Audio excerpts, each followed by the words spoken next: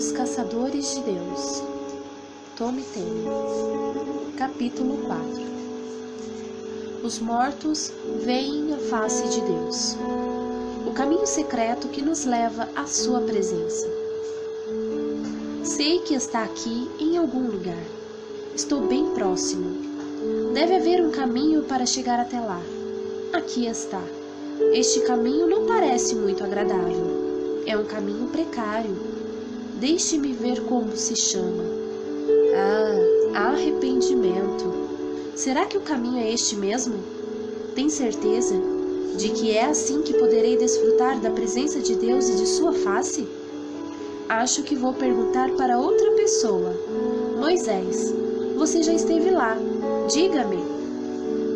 Disse o Senhor a Moisés: farei também isto que disseste, porque achaste graça aos meus olhos, e eu te conheço pelo teu nome. Então ele disse: rogo-te que me mostres a tua glória. Respondeu-lhe: não me poderás ver a face, porquanto homem nenhum verá a minha face e viverá. Quando Moisés pediu que Deus lhe mostrasse a sua glória, o Senhor lhe avisou que nenhum homem poderia vê-lo e viver. E esta verdade permanece. Somente os que morrem podem ver a Deus. Existe uma estreita relação entre a glória de Deus e a nossa morte. Quando insistiu em seu pedido dizendo: eu preciso ver, Moisés já tinha em mãos o esboço do tabernáculo. Ele foi o homem escolhido por Deus para receber os detalhes arquitetônicos do modelo de salvação pré-calvário, que veio antes do plano definitivo para resgate do homem. Provavelmente, Moisés olhou para o tabernáculo, para a lei, e pensou: isso deve ser uma espécie de modelo daquilo que Deus ainda vai fazer. É só um protótipo, uma sombra. Ainda não é isto.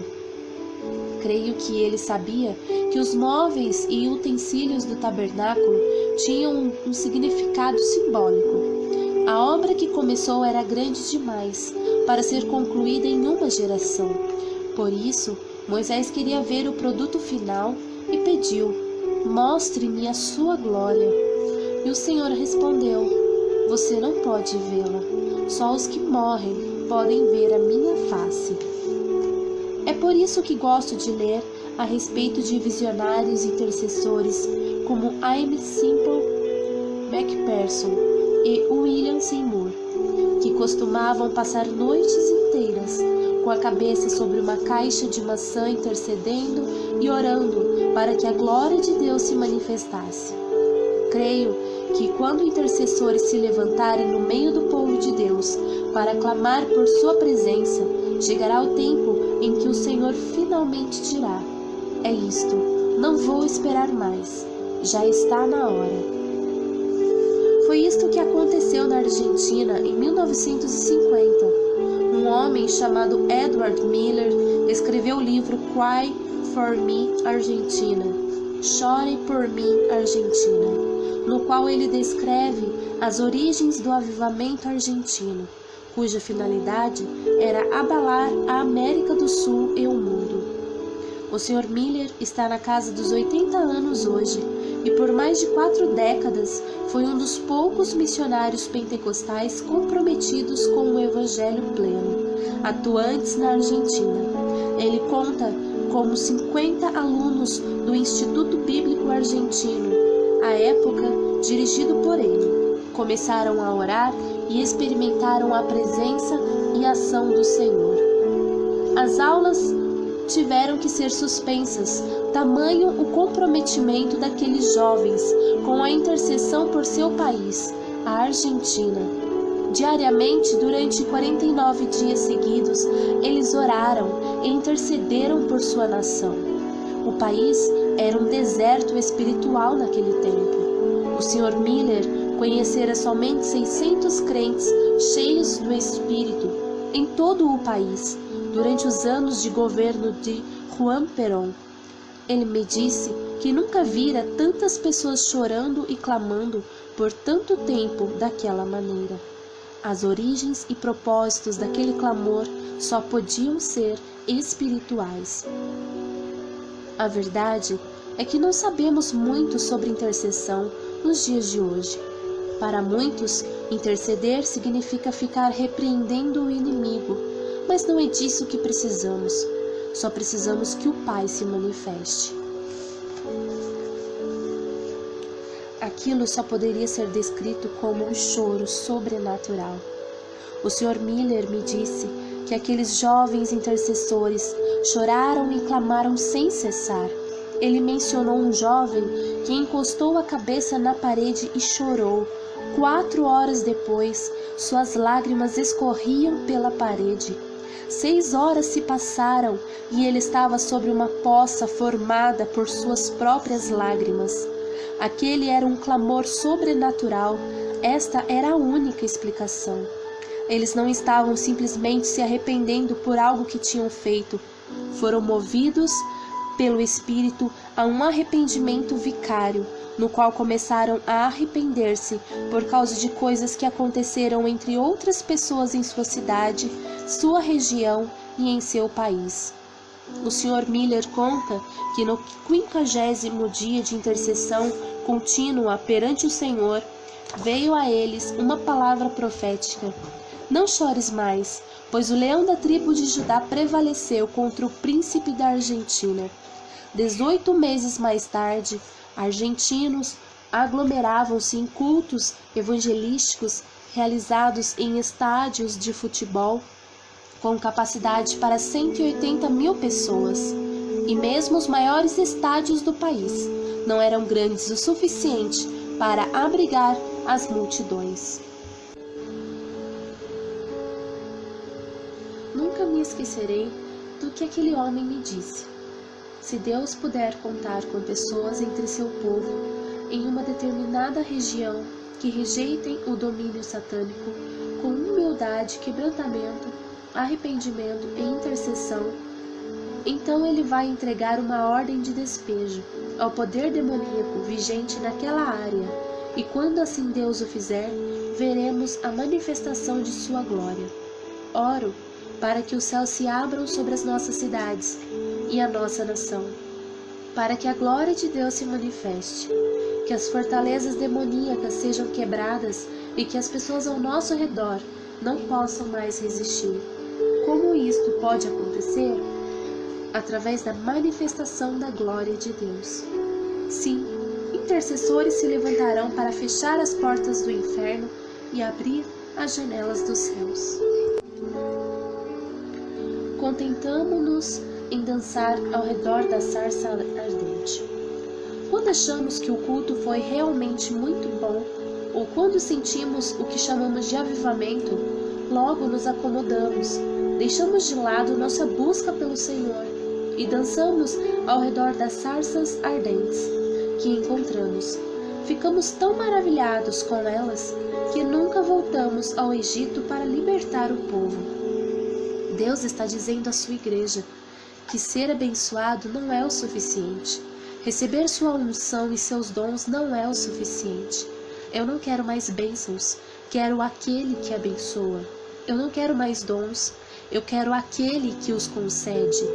Por acaso você está dizendo que não crê em dons e não quer as bênçãos de Deus? Não, eu estou dizendo que algumas vezes ficamos tão ansiosos para experimentar algo sobrenatural que nos desviamos do propósito divino. Não fique empolgado com o que Deus pode dar, empolgue-se com quem Ele é. Meu ministério exige que eu viaje com frequência, e quando volto para minha família, logo sou bombardeado com perguntas. O que você trouxe para mim, papai? Comprou alguma coisa? Compreendo que é normal para as crianças, mas o que realmente quero, aquilo que sonho a cada dia que estou longe, é o momento em que a minha filha de 6 anos vem carinhosamente para o meu colo, sem pensar nos brinquedos que estão na mala. São momentos como estes que também ficarão na memória das minhas filhas daqui a alguns anos. Creio nisto, pois os brinquedos logo desaparecem ou são esquecidos em algum lugar. Nosso Pai espera o mesmo. Os caçadores de Deus querem é Deus. As coisas que Deus pode dar não são suficientes para aqueles que é um homem segundo um coração de Deus. Quando Deus se manifesta, geralmente estamos com os olhos no lugar errado, na mala. Queremos seus brinquedos espirituais. Dizemos-lhes: toca-me, abençoa-me, Pai. Temos transformado nossas igrejas em clubes da bênção.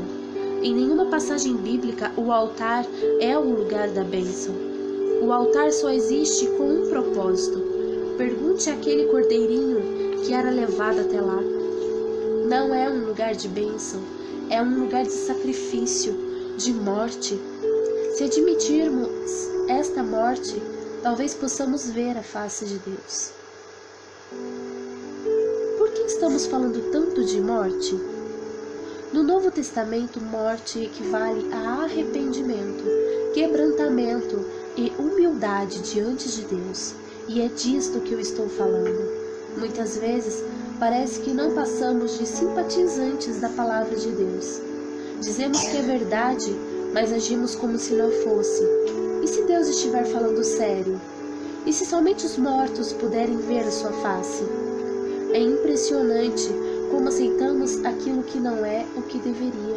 Estou batendo nesta tecla porque a igreja corre o sério risco de mais uma vez contentar-se com a sarça ardente, enquanto Deus se manifesta de forma poderosa.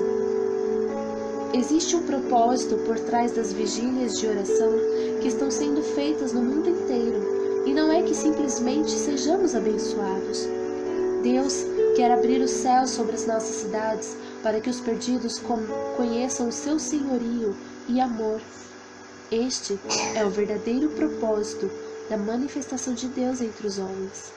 Temos que tirar nossos olhos dos brinquedos e fixá-los nos propósitos do Senhor.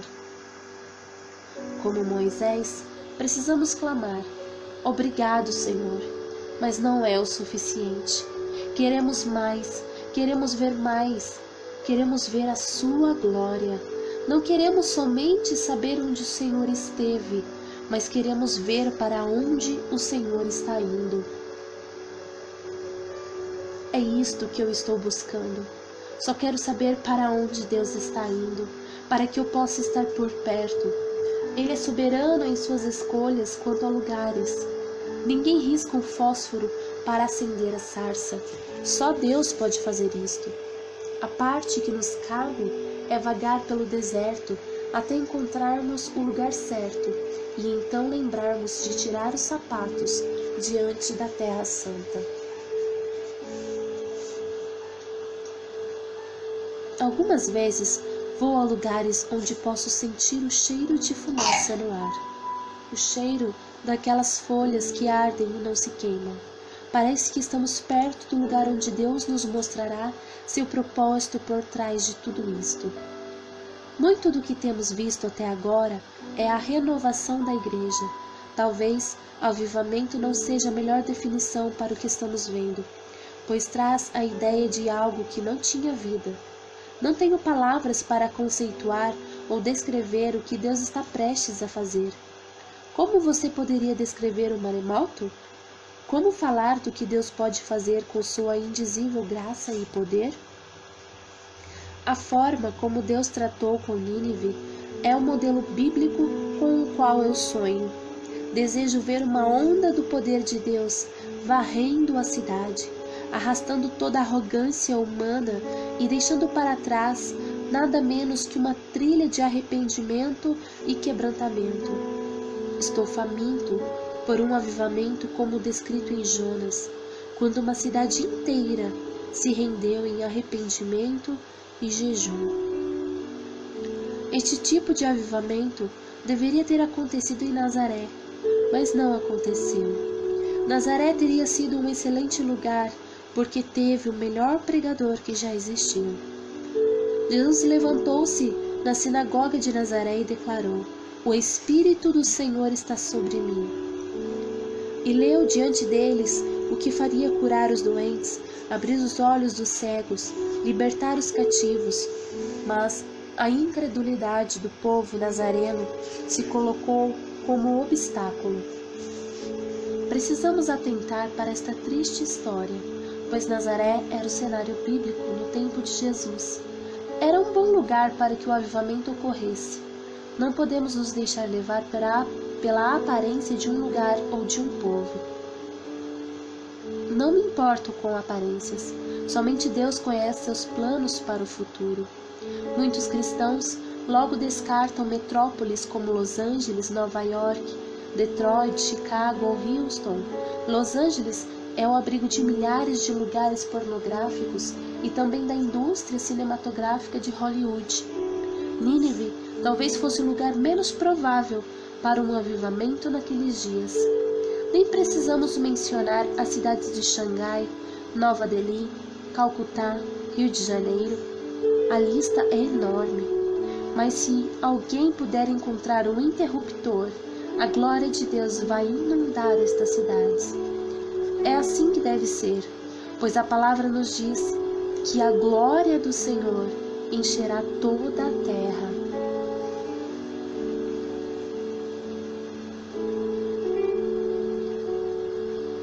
Só os que morrem podem ver a face de Deus. Quando você penetrar além do véu, diga: não estou vivo, sou um morto ambulante. Quando um condenado à pena de morte começa sua caminhada final em direção à sala de execução, antes que a porta do corredor se feche, um dos guardas grita: defunto ambulante, para que todos saibam que alguém está em seus últimos instantes de vida na terra. Todos ficam imóveis em respeito àquele momento. O homem está vivo, mas por pouco tempo. Quando ele chega à câmara de execução, é o fim. É assim que é o cristão, como descrito em Romanos 12, 1, defunto ambulante.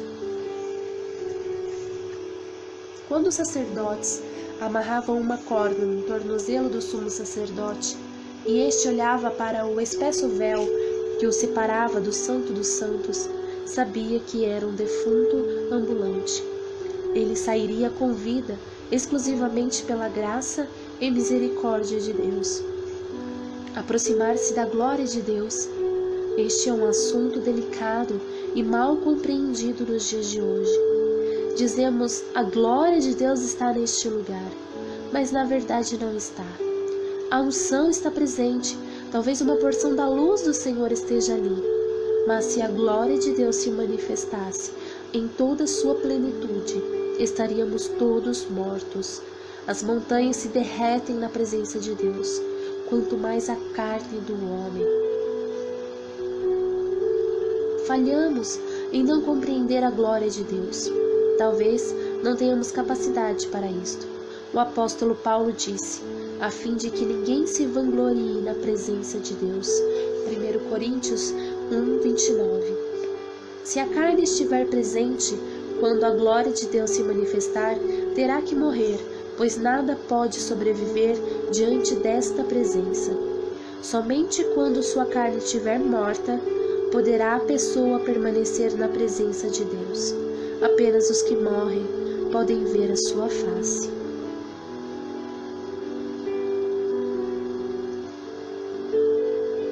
Uma vez por ano, o sumo sacerdote de Israel teria que deixar a sua casa e, com o coração apertado, dizer à família: não sei se voltarei. Não tenho certeza, mas acho que fiz tudo o que deveria fazer. Minha estola sacerdotal está em ordem? Os judeus eram tão cuidadosos que não permitiam que o sumo sacerdote dormisse na noite anterior à sua entrada no Santo dos Santos. Os outros sacerdotes o mantinham acordado, lendo a lei, para que ele não se contaminasse acidentalmente através de um sonho. Quando chegava a hora da verdade, o sumo sacerdote cuidadosamente molhava seu dedo no sangue do cordeiro e o colocava na ponta das orelhas e nos polegares das mãos e dos pés. Por quê? Simbolicamente trazendo traços de morte. Ele representava um homem morto e assim poderia aproximar-se da glória de Deus e sobreviver. Uma vez aplicado o sangue, O sacerdote respirava fundo, dava uma última olhada ao redor, esticava a corda do tornozelo e tomava o incensário. Este pequeno recipiente, ligado a uma corrente, tinha brasas quentes em seu interior. O sacerdote tomava um punhado do santo incenso e o colocava sobre as brasas, criando uma espessa nuvem de fumaça perfumada. Ele introduzia o incensário após o véu, balançando-o de forma que o Santo dos Santos ficasse completamente coberto pela fumaça. Então, com muito cuidado, levantava a orla do véu e engatinhava para dentro do Santíssimo Lugar, com temor e tremor, esperando que pudesse retornar com vida. A melhor forma de entrar no Santo dos Santos é de joelhos. A cobertura de fumaça era o último recurso para proteger a carne do sacerdote de ser consumida pela santidade do Todo-Poderoso. Os sacerdotes da linhagem de Arão sabiam algo a respeito de Deus que precisamos redescobrir hoje. Eles sabiam que Deus é santo, mas o homem não. Sabiam que a carne descoberta morreria instantaneamente ao entrar em contato com a glória de Deus. Embora eles tivessem seguido todos os procedimentos e exigências, cobrindo a si mesmos com sangue e passado a noite inteira lendo as Escrituras, só penetravam além do véu quando a fumaça cobrisse tudo. A fumaça estaria suficiente quando nada mais pudesse ser visto, e o sacerdote tinha que executar todas as suas tarefas pelo tato e não pela visão. A cobertura de fumaça era sinal de que ele tinha alguma chance de tornar a ver a luz do dia. Levítico capítulo 16. Creio que a nuvem de incenso não estava ali para impedir que o homem visse a glória de Deus, mas o contrário. A Bíblia diz em Apocalipse 8:1: quando o Cordeiro abriu o 7º selo, houve silêncio no céu, cerca de meia hora. Por que os anjos do céu permaneceriam mudos por 30 minutos? No contexto do capítulo anterior, apresenta-se a visão dos santos com vestes brancas diante do próprio Deus. Virá um dia em que nossos corpos mortais se revestirão de imortalidade, e este corpo corruptível se revestirá da incorruptibilidade, e mesmo assim, resíduo da carne ainda estará lá. Creio que quando colocarmos os pés para dentro dos portais celestiais, os anjos permanecerão em silêncio por meia hora, como se dissessem: os remidos estão diante do Santo. Para eles é inconcebível que a carne possa estar diante da glória de Deus. É verdade, mas aquele que tiver sido transformado pelo processo da morte e ressurreição através do sangue de Jesus poderá fitá-lo. Somente os que morrem podem ver a face de Deus.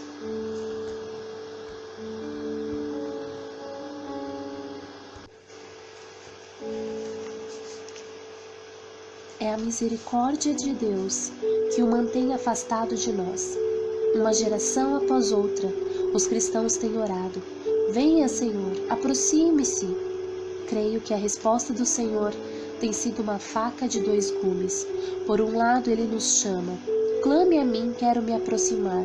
Mas, ao mesmo tempo, ele detém sua mão e avisa: tenham cuidado, tenham cuidado. Se vamos nos aproximar, certifiquem-se de que a carne esteja morta.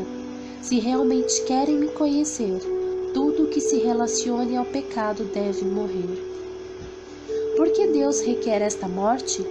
O que há na fumaça do sacrifício que faz com que Ele nos visite? É como se ela fosse um convite ao Senhor. Você pode não compreender, mas a morte esteve presente em cada avivamento na história da igreja. Esteve presente nas primeiras reuniões de oração na rua Azusa e também no primeiro e no segundo grande despertamento. Frank Batterman, o pioneiro pentecostal que tomou parte do avivamento de Azusa Street, disse: A profundidade de seu arrependimento vai determinar a estatura de seu avivamento. É como se o aroma do sacrifício fosse o sinal para que Deus pudesse aproximar-se de seu povo sem consumi-lo por seus pecados.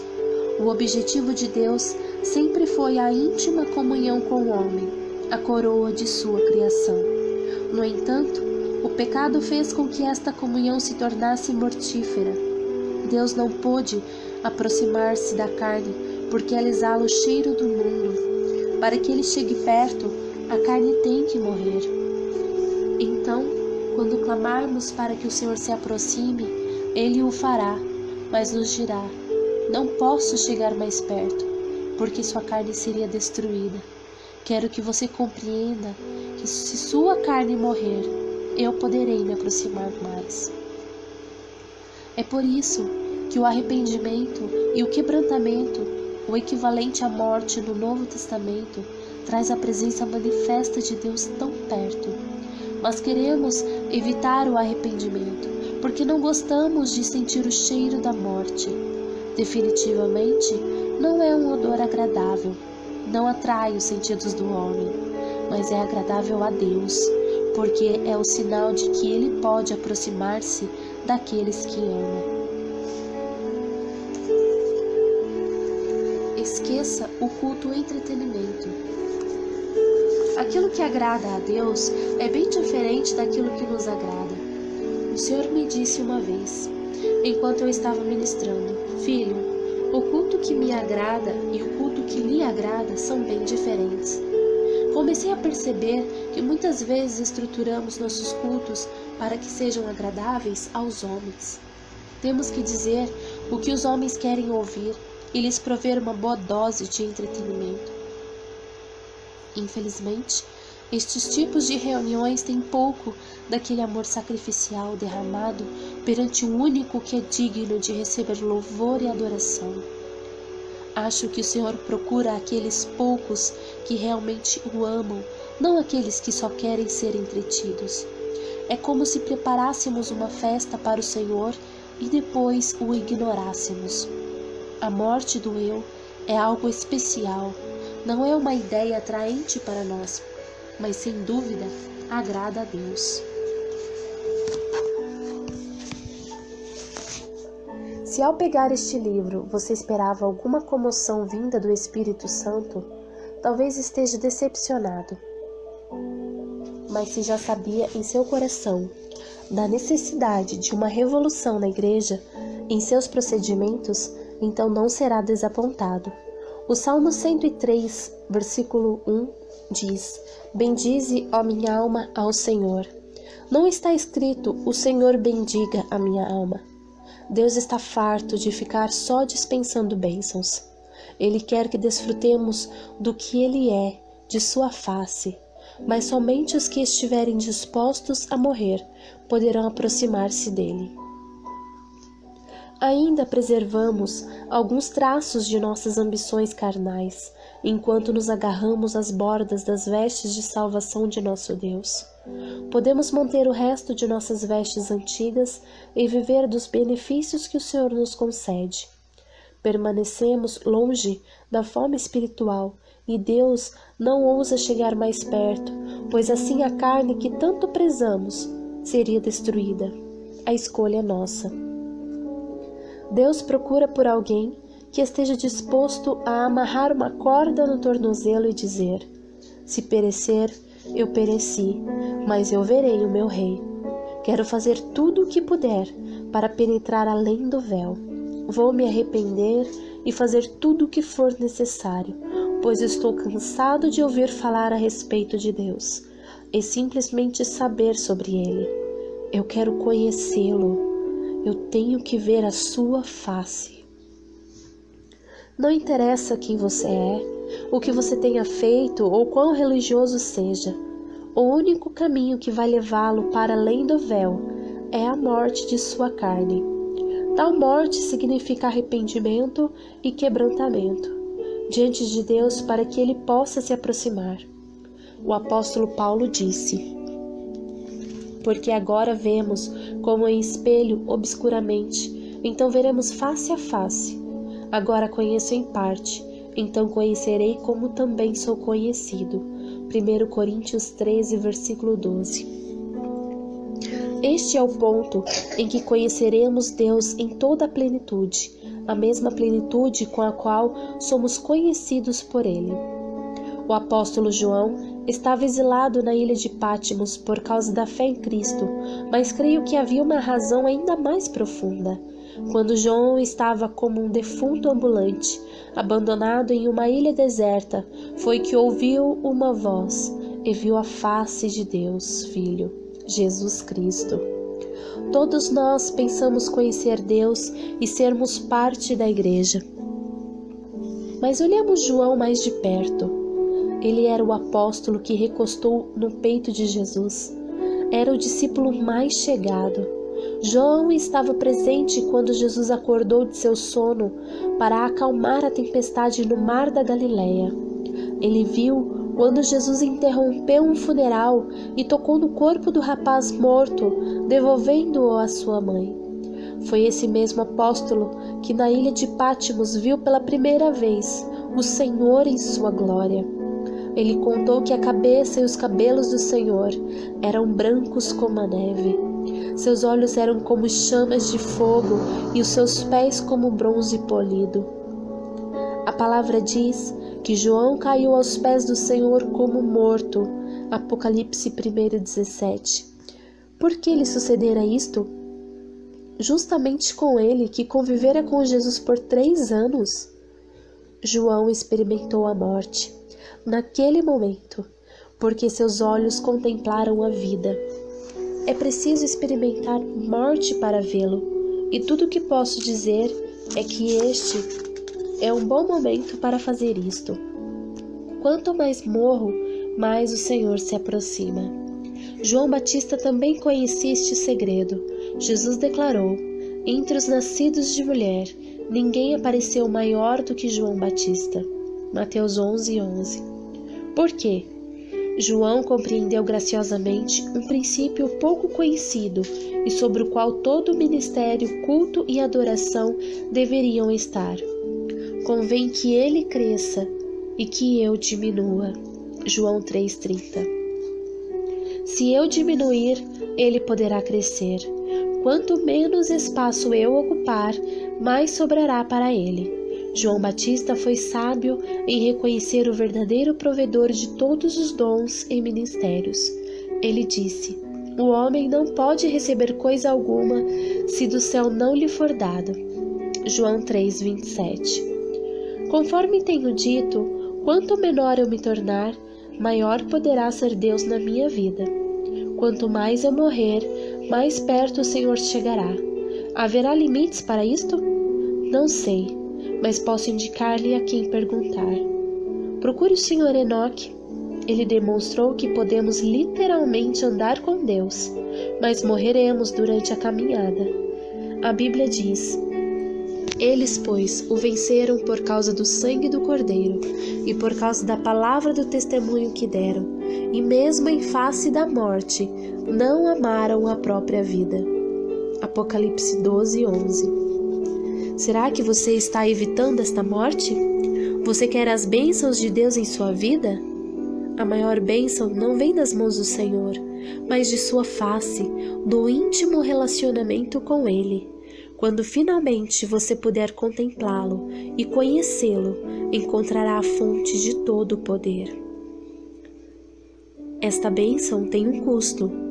Toda a carne deve morrer na presença de Deus, mas tudo que provém do Espírito permanece eternamente diante de sua glória. Aquilo que é eterno em seu ser realmente quer e pode viver para sempre. Porém, primeiramente, aquilo que diz respeito à sua carne deve morrer. Sua carne constitui um obstáculo para a manifestação da glória de Deus. É provável que, enquanto lê estas palavras, você esteja em meio a uma intensa luta entre a carne e o espírito. Digo que já é hora de dizer ao Senhor: Deus, quero contemplar a sua glória. O Deus de Moisés quer se revelar a nós, mas esta não vai ser uma bênção sem ônus. É preciso disposição para morrer, para que ele aproxime-se cada vez mais. Esqueça o que ou quem está em seu redor. Abandone as formalidades. Deus quer redefinir e reestruturar aquilo que chamamos de igreja. Ele procura pessoas que estejam buscando o seu coração. Ele quer uma igreja cheia de Davis, pessoas que busquem o seu coração e não somente as suas mãos. Você pode continuar buscando suas bênçãos e usar os brinquedos, ou dizer: Pai, muito obrigado, mas eu não quero mais bênçãos, eu quero o Senhor. Eu quero a sua presença bem próxima. Eu quero o seu toque em meus olhos, em meu coração e em meus ouvidos.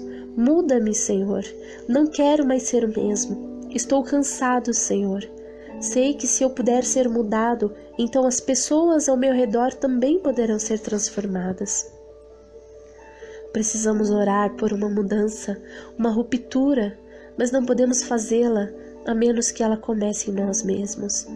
As mudanças virão sobre aqueles que não estiverem em busca de suas próprias ambições, mas sim buscando os propósitos de Deus. Precisamos chorar sobre as nossas cidades, como Jesus chorou sobre Jerusalém. Estamos carentes de uma transformação vinda do Senhor. Quando a mão de Deus tentar moldar o seu coração, não resista ao Espírito Santo. O oleiro de sua alma quer torná-lo maleável. Ele quer conduzi-lo a um ponto em que não seja necessário um furacão vindo dos céus para que você saiba que ele está presente. Ele deseja que você esteja tão sensível que uma brisa tranquila e suave possa lhe anunciar a sua presença. Queremos vida, mas o Senhor está em busca da morte. Precisamos nos arrepender por preparar cultos para agradar aos homens, ao invés de prestar a Deus a adoração que Ele merece. Como a maioria das pessoas, queremos vida em nossos cultos, mas Deus está em busca de outra coisa: morte. A morte que vem do arrependimento e quebrantamento, que nos conduz à presença de Deus e faz com que nos aproximemos dele, e ainda assim permaneçamos vivos. Este é o ponto em que alguns ficam muito incomodados, porque começam a sentir um cheiro de fumaça no ar e já conseguem sentir o odor da carne queimada. Pode não cheirar bem para nós, mas para Deus será um sinal de arrependimento. A Bíblia diz: há júbilo diante dos anjos de Deus por um pecador que se arrepende. Lucas 15:10. Morte e arrependimento na terra levam alegria e regozijo aos céus. O avivamento deve começar em sua igreja antes de alcançar a sua comunidade. Se você está faminto por avivamento, tenho uma palavra do Senhor para você. O fogo não cai sobre altares vazios. Para que o fogo caia, é preciso que haja um sacrifício sobre o altar. Se você quer fogo, precisa ser o combustível. Jesus sacrificou-se para conquistar a nossa salvação. E o que ele diz a cada um que deseja segui-lo? Ele nos chama a renunciar à nossa própria vida, tomar a nossa cruz e segui-lo. De acordo com a concordância bíblica Strong's, a palavra grega para cruz, stauros, significa de maneira figurada exposição à morte, ou seja, autorrenúncia. Elias não pediu que o fogo do Senhor caísse até que houvesse combustível e um sacrifício digno sobre o altar. Temos orado para que o fogo caia, mas o altar está vazio.